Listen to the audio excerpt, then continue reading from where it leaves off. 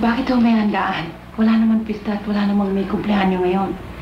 Ang ama, si Pablo.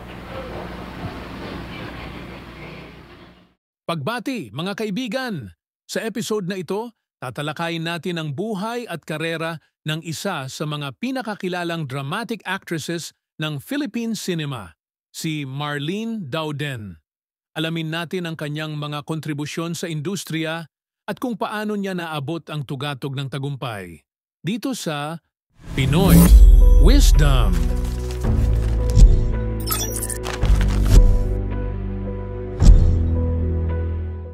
Ipinanganak noong 1941, si Marlene Dauden ay may lahing Spanish at Irish. Lumaki siya sa isang multicultural na pamilya at nag-aral sa St. Scholastica's College sa Maynila. Noong una, hindi siya sanay sa paggamit ng Tagalog, na siyang pangunahing wika ng pelikulang Pilipino. Ngunit sa tulong ng mga mentor tulad ni Rosa Mia, napanalunan niya ang hamon at naging isang bankable star. Si Marlene ay kinilala bilang isa sa mga pinakamahusay na dramatic actresses ng kanyang panahon. Nagsimula ang kanyang tagumpay noong 1957 sa pelikulang Mga Ligaw na Bulaklak. Isa sa mga unang malaking tagumpay niya ay ang pelikulang Anino ni Bathala, 1958, kung saan siya ay ginawaran ng FAMA's Best Supporting Actress. Ang kanyang kakayahan sa pagganap ay higit pang napansin nang siya ay magwagi ng FAMA's Best Actress para sa Sa Bawat Pintig ng Puso noong 1964 at muli noong 1968 para sa Alipin ng Busabos.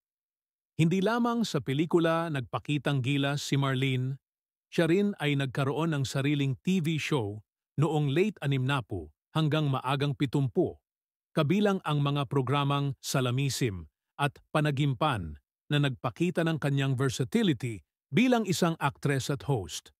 Habang nasa kasagsagan ng kanyang karera, si Marlene ay nagdesisyon na unahin ang kanyang pamilya matapos magpakasal kay Ernesto Nonggoy Hernaez, isang dating basketball star ng Lasal. Matapos ang ilang taon, nagretiro siya mula sa showbiz upang magtuon sa kanyang pamilya at pribadong buhay. Sa kanyang pagtanda, nanirahan siya sa California kung saan nagkaroon siya ng isang tahimik na buhay, kasama ang kanyang mga anak at apo. Kahit na nagretiro na siya mula sa showbiz, ang pamana ni Marlene Dauden ay nananatili.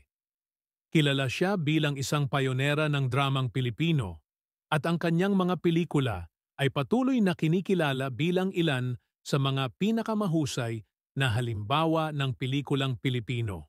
Ang kanyang legacy ay patuloy na nagbibigay inspirasyon sa mga susunod na henerasyon ng mga artista.